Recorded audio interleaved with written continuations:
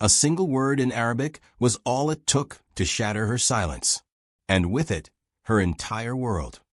Zoe Robinson had conquered 7 Arabic dialects, graduated top of her linguistics program at Georgetown, and possessed a mind sharp enough to navigate the political nuances between Riyadh and Damascus. Yet destiny had buried her brilliance beneath a waitress uniform at the Sterling, Chicago's most exclusive restaurant. To the billionaires and princes who dined there, she wasn't a scholar. She was invisible. So when the Arab prince at table 12 leaned back in his chair, gestured dismissively at her, and began mocking her in Arabic, calling her slow, ignorant, unworthy of even standing in his presence, he expected exactly what every powerful man expects: silence. Everyone expected it. But Zoe Robinson had been silent her entire life. Silent through crushing debt. Silent through disrespect. Silent through a world that refused to see her genius. Not tonight. She straightened her spine, locked eyes with the prince, and responded, in flawless, cutting Gulf Arabic. Perfect dialect, perfect grammar, and a perfectly devastating reply that stopped every conversation in the dining room. The prince's face drained of color. His advisors went rigid. Even the billionaire CEO in the corner, John Armstrong, stopped mid-bite. And in that single moment, Zoe's life fractured into before and after. By dawn, she would be fired. By afternoon, a billionaire would be begging for her expertise. By week's end, she'd be negotiating a $2 billion deal in Riyadh. All because she refused to stay silent one more second. But what really happened? Before we continue, please kindly subscribe to our channel. This will help us grow. Thank you as you do so. Let's get back to the story and see exactly. The service bell chimed at 8:47 p.m., slicing through the low murmur of the Sterling's dining room. Zoe Robinson felt the sound in her bones, a Pavlovian trigger that meant someone needed something, and she had exactly 90 seconds to provide it. The Sterling didn't have a sign. It didn't need one. If you had to ask where it was, you couldn't afford to eat there. Zoe balanced a tray of Chilean sea bass that cost more per plate than her monthly rent. She was 26 years old, held a master's degree in Arabic linguistics and Middle Eastern studies from Georgetown University, and could recite poetry in dialects from the Gulf to the Levant. She was also $107,000 in student debt. That crushing, suffocating number was why she was here, wearing a crisp white shirt, black vest, and a smile that had become a permanent mask. The ultra-wealthy didn't want to see her. They wanted to see through her. Robinson. Table 12. VIP party. Do not screw this up. The voice belonged to Derek Calloway, the restaurant's general manager, a man whose entire personality could be summarized as perpetual panic wrapped in a designer suit. He managed through fear, worshipping the wealthy, terrorizing the staff. VIP party? Zoe asked, though her stomach had already dropped. Sheikh Faisal Al Rashid. Saudi Investment Consortium. Massive deal in the works. Derek's eyes were wild, darting toward the private dining room. Everything is, yes, Your Excellency. You don't speak unless spoken to. Your furniture. Understand. Understood, Zoe said, her voice flat. And Robinson, Derek grabbed her arm, his grip tight enough to bruise. Don't even breathe wrong. These men could buy this restaurant with their pocket change. Zoe pulled her arm free and straightened her vest. Her co-worker and only real friend at the Sterling, Imani Carter, appeared at her elbow with a water pitcher. Girl, you got the Sheik's table? Imani's eyes were sympathetic. Last time they were here, Derek nearly had a breakdown because someone put the wrong fork out. Just survive it. Zoe nodded, took the pitcher, and pushed through the heavy door into the private dining room. The room fell quiet the moment she entered. Sheikh Faisal Al Rashid sat at the head of a table, mid-50s, commanding presence, traditional white thobe and red-checked gutra. His advisors flanked him. 3 younger men in expensive suits, their expressions carefully neutral. But it was the man at the far end who made Zoe's breath catch. He wasn't Arab. He was American. Tall, angular, mid-30s, with piercing blue eyes and a face carved from ice and arrogance. His designer suit probably cost more than her car. He radiated the kind of impatient power that made rooms go cold. John Armstrong. She recognized him from business magazines. Billionaire CEO of Armstrong Group. Ruthless. Brilliant.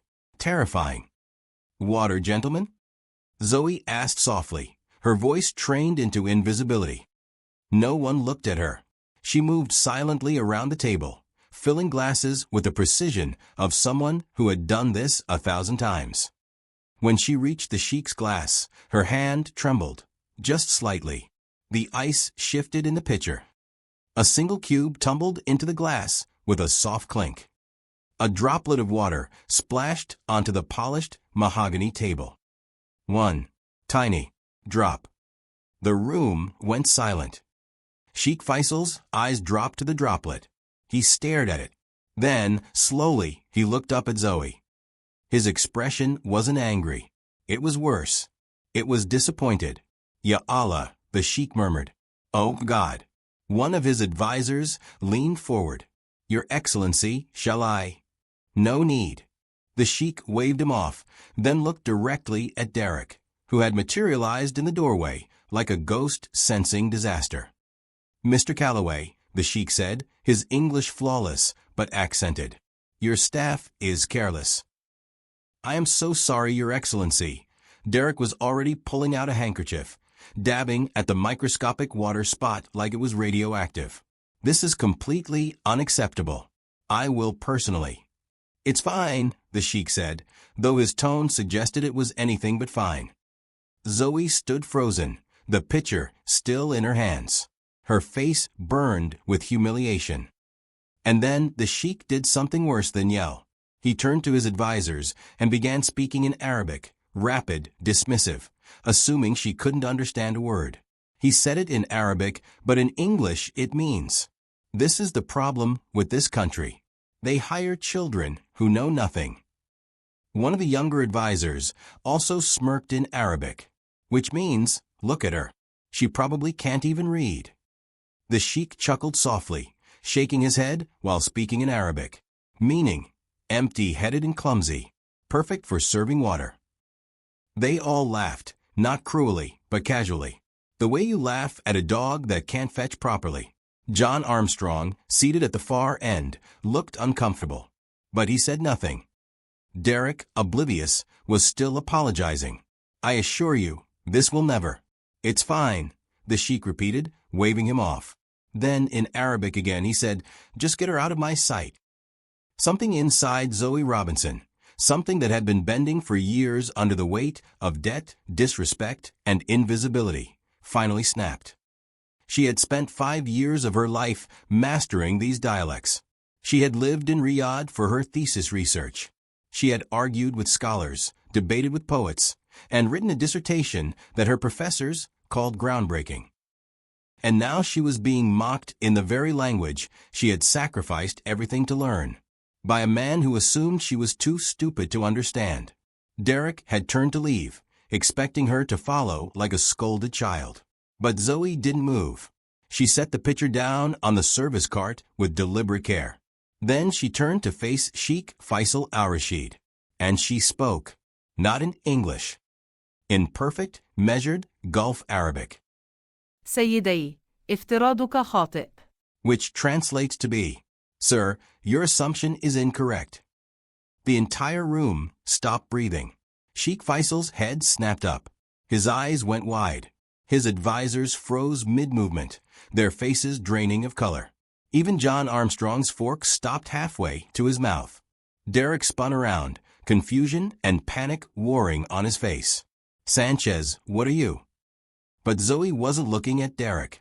She was looking directly at the sheikh, her voice calm, clear, and devastatingly precise. She is not yet done replying. She said, also in perfect Arabic. أنا لست فارغة الرأس. يمكنني القراءة. يمكنني قراءة التقارير على طاولتك وشعر المتنبي، والأهم من ذلك، يمكنني قراءة شخصيتك التي كشفتها للتو أمام الجميع. Which means, I am not empty-headed. I can read. I can read the reports on your table, the poetry of Almeida Abbey, And most importantly, I can read your character, which you just laid bare for everyone here." The silence was absolute. Sheikh Faisal stared at her as if she had materialized from thin air. His mouth opened, but no sound came out. One of his advisors choked on his water. John Armstrong slowly set down his fork, his expression shifting from shock to something else, something sharp and calculating. Derek's face had gone from pale to crimson.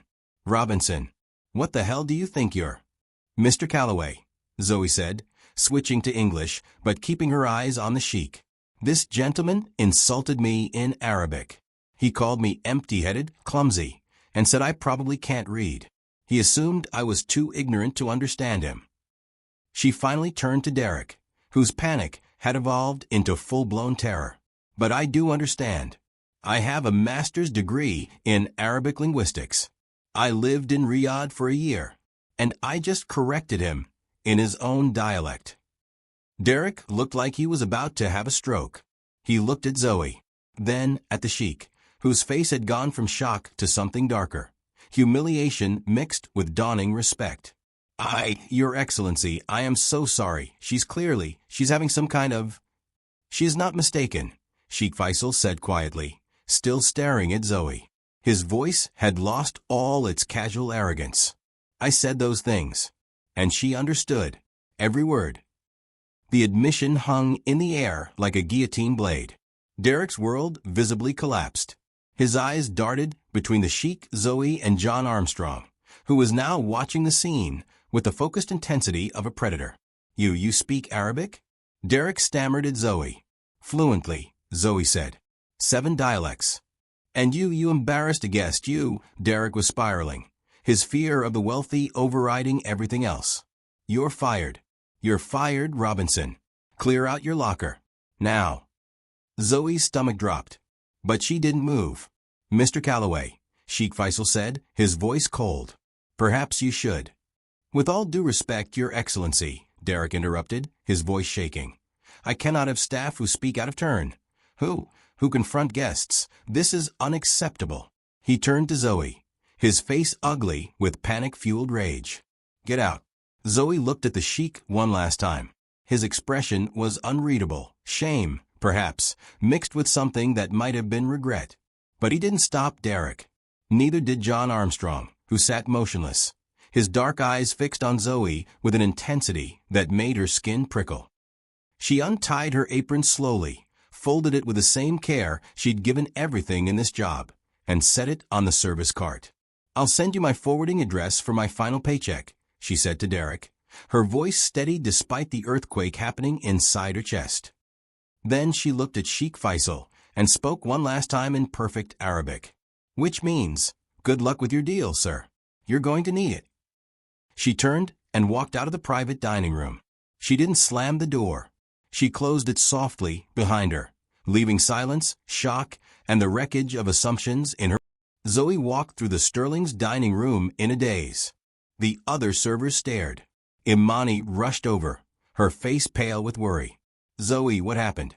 "Derek's losing his mind." "I'm fired," Zoe said simply. "What? Why?" "Because I spoke Arabic." Imani blinked. "You what?" But Zoe was already moving toward the staff room, her legs operating on autopilot. She cleared out her locker, a spare shirt, a pair of flats, a protein bar. Everything she owned fit in her purse. She walked out into the November Chicago night. The wind off Lake Michigan hit her like a slap. The reality of what she'd just done crashed over her in waves.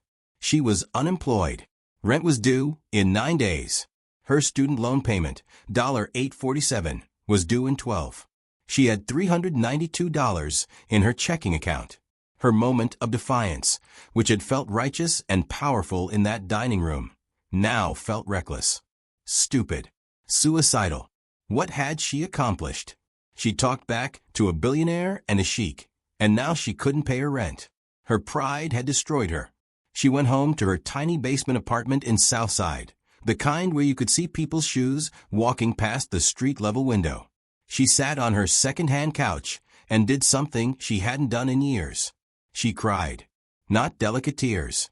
Ugly, body-shaking sobs. for the unfairness, for the debt, for the waste of all those years studying something that had gotten her absolutely nowhere. Eventually, exhausted, she fell asleep in her clothes. The next morning, Zoe woke to gray light filtering through her basement window and the crushing weight of reality. Unemployed, broke, degree worthless. She made instant coffee and opened her laptop. Job applications. That was the plan. Apply everywhere. Restaurants, retail, temp agencies. Anything. She spent 3 hours applying to positions she was overqualified for and underqualified for simultaneously. Executive assistant, receptionist, barista. She even applied to other high-end restaurants, carefully crafting a lie about why she'd left the Sterling. By noon, she'd sent out 14 applications. By 1 p.m., she'd received 5 automated rejections. At 2:17 p.m., her phone rang. Unknown number. She let it go to voicemail. It rang again immediately. With a sigh, she answered. Hello. Miss Robinson? A woman's voice, crisp, professional, no nonsense. Yes. My name is Claire Morrison.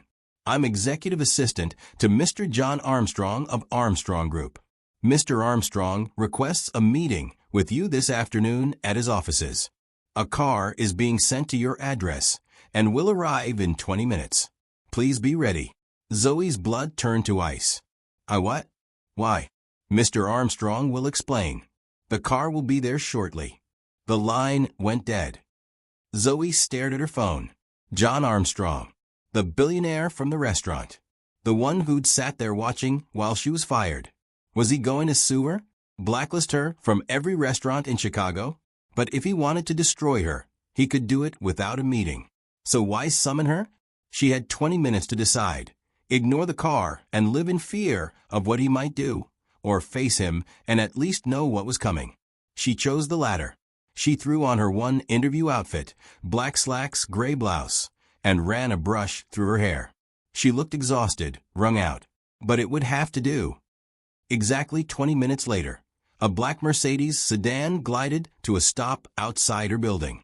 The driver, a man in a dark suit, got out and opened the rear door without a word. Zoe slid into the leather interior, her heart hammering.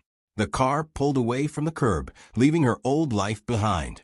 She had no idea she was being driven toward a new one. The elevator opened directly into a penthouse office.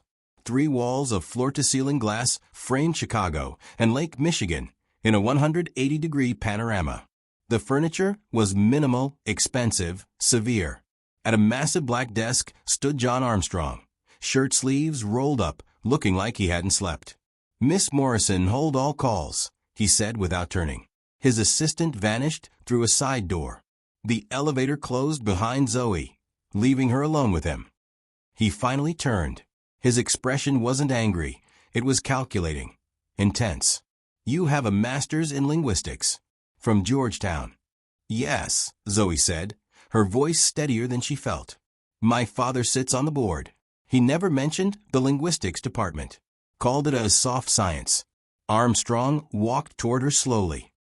Last night you spoke in a Gulf dialect. Your accent was flawless. Better than my $500 an hour tutors. I lived in Riyadh for my thesis, Zoe said. You lived in Riyadh and you were serving scallops. He seemed genuinely baffled. Student loans don't pay themselves, Mr. Armstrong. He stared at her for a long moment. Last night I was an arrogant fool. What I didn't say was inexcusable. I apologize. The words hung strange in the air. Thank you, Zoe said quietly. But I didn't bring you here to apologize. I have a problem. He gestured to documents spread across his desk. A $2 billion green energy deal with a Saudi consortium. The same consortium whose dialect you just perfected. The deal is collapsing. We're arguing over contractual nuances. My translator quit 2 days ago, poached by a competitor. We're talking past each other. Things are getting hostile. His eyes locked on hers. My COO was impressed by you. I was more than impressed. You didn't just understand what the sheik said, you understood the subtext, the insult, the nuance. He picked up a single sheet of paper. I called the Sterling this morning. Told your manager his behavior was appalling. If he wants anyone from my company to ever set foot in his restaurant again, he'll apologize and offer you manager. Zoe blinked. He agreed. Of course. Armstrong slid the paper across the desk, a cashier's check. You can go back to pouring water. Or you can accept this. $1 million. Your signing bonus. Come save my $2 billion deal. Zoe stared. $1 million. Made out to her. Her mind reeled. Your salary for the project will be triple that. Armstrong continued impatiently. 3 months estimated. If we fail, you keep the bonus. If we succeed, significant completion fee. Her voice shook. You insulted me.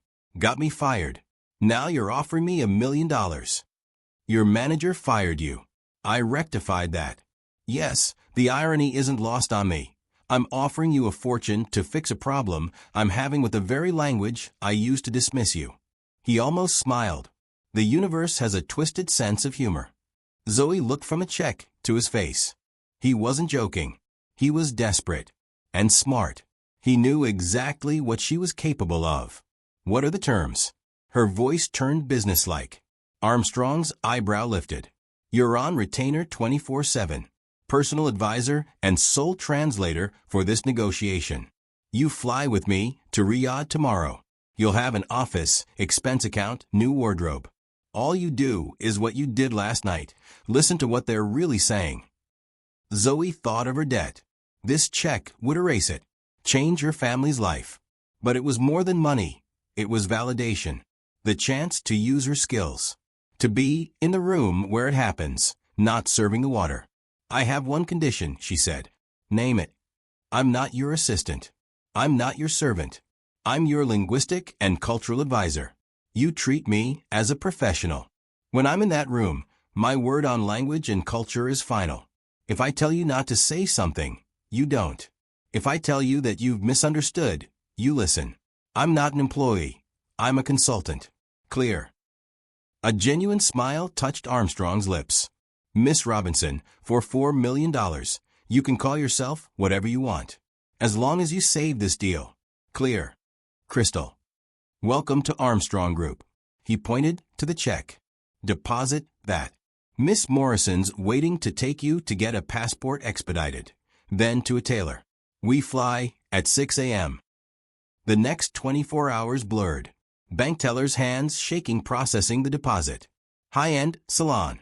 Private tailor measuring her for a dozen bespoke suits. New laptop, new phone, portfolio of the deal's sticking points. Zoe spent the night in her temporary corporate apartment, larger than her entire old building, poring over documents. She read the mistranslated emails, the faulty contracts. She saw the problem instantly. Armstrong's translation service had used formal classical Arabic, but the consortium's internal memos were peppered with regional naughty dialect. The translators were missing colloquialisms, translating idioms literally. Armstrong's team seemed blunt and untrusting. The Saudi side seemed flaky and noncommittal. She was walking into a minefield. At 5 a.m., she met Armstrong and Elliot Brennan, his COO, at a private airfield. Armstrong was back in his suit armor, face grim. He nodded at her. You look different, Miss Robinson. So do you, Mr. Armstrong. She wore a dark navy suit, hair in a sleek professional chignon. The waitress was gone. They boarded the Gulfstream G650. As the jet climbed over dark Chicago, Zoe opened her laptop. We need to talk. We're not going to win this by arguing contract points. Armstrong and Brennan looked at her. We're going to win by offering an apology. An apology? Armstrong balked. For what? For our arrogance. We've been translating their courtesy as weakness and our directness as strength. It's the other way around. We've been shouting at them in a language they understand all too well. Her voice was firm. We start this meeting with me apologizing on your behalf for the cultural ignorance of our previous translators. We show humility. Then we fix this. Armstrong stared at her, the woman who'd served him water 48 hours ago. He was about to argue, but he saw the look in her eyes. The same unshakable certainty from the restaurant. He nodded. Do it. The Riyadh boardroom was opulent power. A 30-foot mahogany slab surrounded by floor-to-ceiling windows overlooking a cityscape of sand and glass. On one side, Armstrong, Brennan, and Zoe. On the other, Sheikh Faisal al-Rashid, his 3 advisors, and their legal team. At the table's end sat a man introduced as Mr. Tariq al-Farsi, their lead translator. Zoe recognized the name. She'd read papers he'd published. Brilliant. Ruthless. The mood was ice cold. Sheikh Faisal hadn't smiled. Mr. Armstrong, the Sheikh said, his voice a deep rumble. We are displeased. Your contracts are aggressive. Your timelines disrespectful. You do not understand how we do business. Armstrong tensed. Zoe placed a hand gently on the portfolio before him, their prearranged stop signal. She leaned forward and addressed the Sheikh in perfect formal Arabic. Your Excellency, may I be permitted to speak? The Sheikh and his advisors registered surprise. Tariq al-Farsi narrowed his eyes. You may, the Sheikh said, curious. My name is Zoe Robinson. I am Mr. Armstrong's senior cultural and linguistic advisor. I have only just been brought onto this project, and I must begin with an apology. The temperature shifted. We have reviewed the correspondence, and it is clear our previous representation did not afford you the respect you are due. They mistook your careful, deliberate planning for hesitation. They failed to understand the nuances of your regional expressions, and replied with bluntness that was perceived as arrogance. That was our failure, not yours. We are here to correct it. The Sheikh stared. He hadn't expected this. He looked at Armstrong. This woman speaks for you. Armstrong nodded. On all matters of culture and language, Miss Robinson's voice is my voice. The Sheikh stroked his beard, then nodded at Zoe. Continue. The negotiation began. For 2 hours, Zoe was a master, conductor, diplomat, dictionary. When Armstrong's lawyers demanded firm deadlines, she translated it as, Mr. Armstrong deeply respects the regulatory process and wishes to know how we can best support your timeline for mutual benefit. When the Sheikh's son said in Arabic, this is impossible. My father will not be pushed.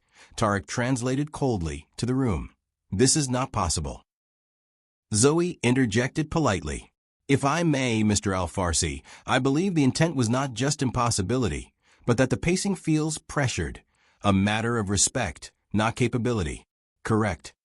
The son looked shocked. Yes, exactly. Armstrong watched. She wasn't just translating, she was defusing bombs. Then came the sticking point, a liability clause. The consortium wanted Armstrong to assume all risk for regulatory delays. His lawyers refused. The argument grew heated. Finally, Sheikh Faisal held up a hand. He spoke rapidly to his team in Arabic, a private, heated debate. Zoe and Armstrong's team sat in silence. The Sheikh was angry. This is an insult. Why should we trust them? Then Tariq al-Farsi said something quiet to the Sheikh. Your Excellency, perhaps a compromise. We agree to their clause, but only if they use our preferred local subcontractor for all labor. The Sheikh nodded. Fine. Propose it. Tariq turned to Armstrong's team, his face a professional mask. He spoke in English. Gentlemen, Miss Robinson, the Sheikh will agree to your liability clause on one small condition. As goodwill, he requests you prioritize hiring local labor as opportunities allow. A symbolic gesture. Brennan brightened. That's it? Absolutely. We can put that in a memorandum. Armstrong looked at Zoe. She was staring at her notepad, face pale. Miss Robinson? Armstrong asked. Acceptable. Zoe took a breath. This was it. Mr. Armstrong, may I have a word with you and Mr. Brennan? Privately. It's urgent. The request breached protocol. The Saudi team looked annoyed. Tariq looked nervous. Armstrong honored his promise. He stood. 5 minutes, gentlemen. They stepped into a private anteroom. The door closed. Armstrong grabbed her arm. What is it? That was great news. We're being cheated, Zoe said, voice shaking with adrenaline. That translator is lying. What? Brennan said. Lying how? He didn't translate what the sheik said. He's inserting his own agenda. He didn't say local labor. He said their preferred local subcontractor, singular. When he translated for us, he changed it to local labor as opportunities allow. He softened it. He's playing both sides. Why? Brennan asked.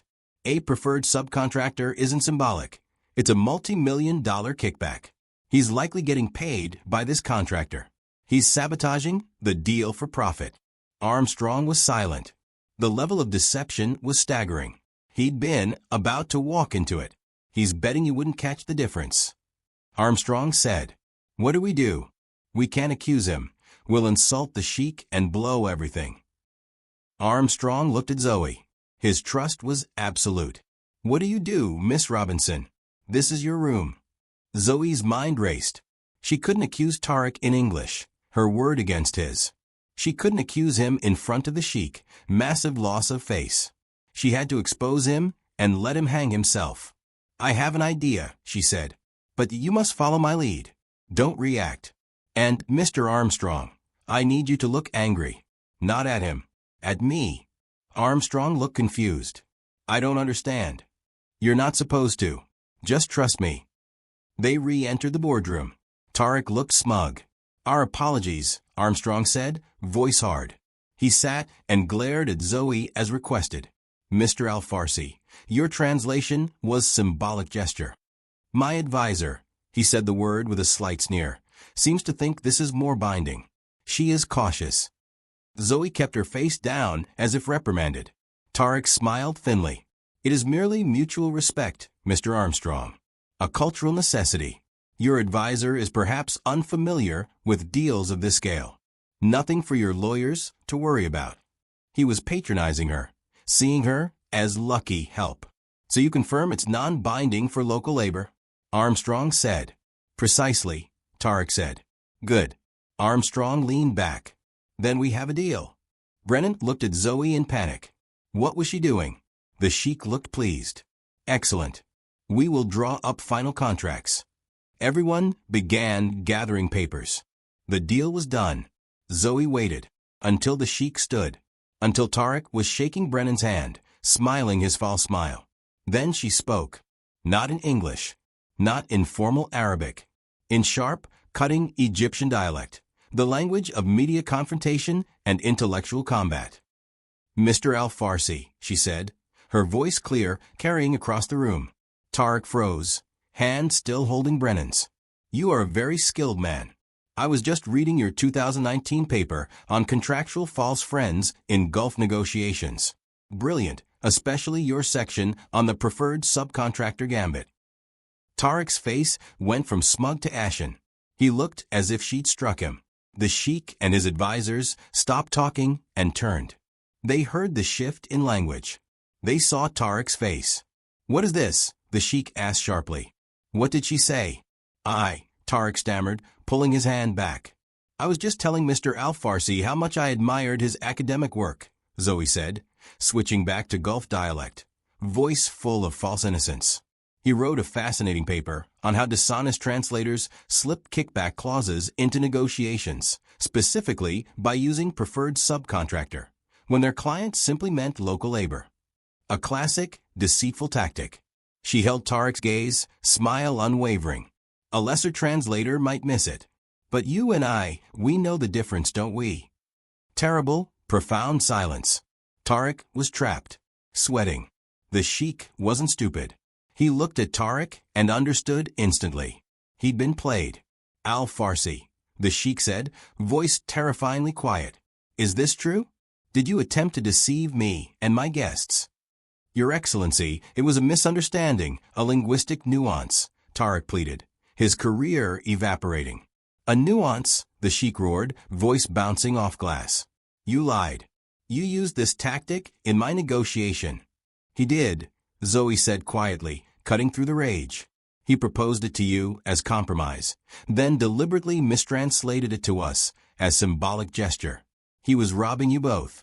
The sheik's face purpled with rage. He snapped his fingers. 2 large security guards entered. "Get this thief out of my sight. He is finished in this city. Finished in this hemisphere." Tarek, pale and shaking, was physically escorted from the room. Silence again. The deal, which had been done, was now in tatters. Trust was broken. Zoe turned to the sheik. "Your Excellency, we deeply apologize. This was a violation of your trust and ours." The sheik looked at her, anger still radiating. You knew. You heard it and exposed it. It was my job to protect my client, sir, and my duty to protect the honor of this negotiation. The sheik stared at her for a long, agonizing moment. Then a slow, deep laugh started in his chest, not happy, but not angry. A laugh of astonished respect. "Mr. Armstrong," the sheik boomed, turning. "This woman has the eyes of a hawk and the courage of a lion. Where did you find her?" Armstrong, who'd been watching Zoe with sheer awe, finally spoke. "She found me, Your Excellency." The sheik slapped the table. "I see. Well, the snake is gone from our garden. Now let us talk, really talk, with no more lies." He looked at Zoe. "And you, Miss Robinson, will sit next to me. I am tired of translators. From now on, I speak to you, and you speak to him. We will make this deal together." The deal was signed 3 days later, better than Armstrong had ever imagined. The sheik, impressed by Zoe's integrity and Armstrong's wisdom in trusting her, conceded on almost every major point. The $2 billion project was secure. The flight back to Chicago was quiet. Brennan slept. Zoe stared out the window at the curve of the earth. Armstrong sat across from her, glass of untouched whiskey on the table. He hadn't said much since the meeting. As they began descent over Lake Michigan, he finally spoke. "How did you know?" he asked. "How did you know to call his bluff with that academic paper?" Zoe turned from the window. "I didn't." "What?" "I lied. I've never read a paper by him. I don't even know if he's written one. I just knew a man that arrogant, willing to cheat in a room that big, had to have an ego. I gambled that he saw himself as a brilliant strategist. So I quoted his brilliant work back to him. It was the only way to expose him without accusing him. I just needed him to believe I was on his level and that he'd been caught." Armstrong stared at her. Then he started to laugh, low, genuine. The first one she'd heard from him. "You didn't just translate Zoe," he said, using her first name for the first time. "You ran a psychological operation. You took down a con man, saved a multi-billion-dollar deal, and negotiated a new one, all in a language you were supposedly too ignorant to understand." He shook his head. "That $1 million bonus was the biggest bargain of my life." "Thank you, Mr. Armstrong." "John," he corrected. "I think we're past Mr. Armstrong." "John," she agreed. They landed. A car waited, dropping Zoe at her new corporate apartment.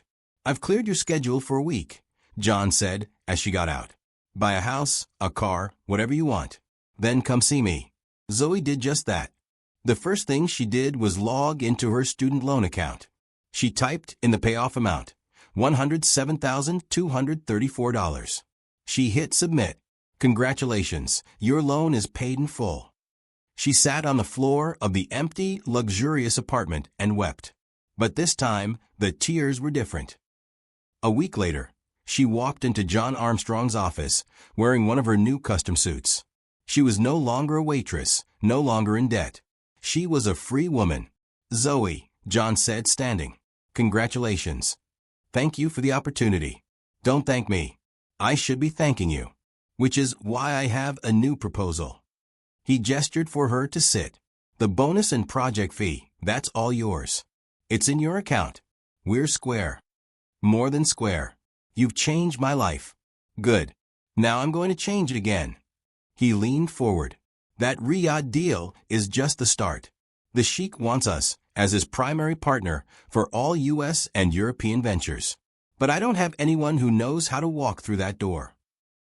He slid a document across the table. "I'm opening a new division, Middle East Operations and Cultural Strategy. I want you to run it, not as an employee, as a partner. A stake, a percentage of every deal you broker. You won't be working for me, you'll be working with me." Zoe looked at the partnership agreement, then at him. "Why? You could hire anyone." "I don't want anyone. I want you because you're smarter than me, not in business yet, but in people and language. And you're not afraid of me. You're the only person who's ever told me I was wrong, who called me on my arrogance." He stood, walking to the window. "There's another reason. My mother was a linguist. 4 languages. Translated poetry. Brilliant. My father called it her hobby. Said it was soft. Dismissed her entire life. Her brilliance was an amusing party trick to him." He turned to face her. "When I was in that restaurant, when I sat there silent while the sheik insulted you, I was being my father. I was the exact kind of ignorant, arrogant man I swore I'd never become. You reminded me of her. And you did something she never got the chance to do. You fought back. And you won." He took a breath. "This isn't just a job offer, Zoe. It's an apology, and a chance for me to honor the brilliance I saw dismissed my whole life. Don't work for me. Be my partner. Help me build something that lasts." Zoe stood and extended her hand. "On one condition." John smiled, knowing this was coming. "Name it." "We set up a scholarship fund at Georgetown's linguistics department. A full ride in your mother's name. So the next brilliant mind who masters a language doesn't have to choose between passion and debt. So they never have to pour water for a man like you." John looked at her hand. He didn't hesitate. He grasped it firmly. "Done. Welcome to the company, partner."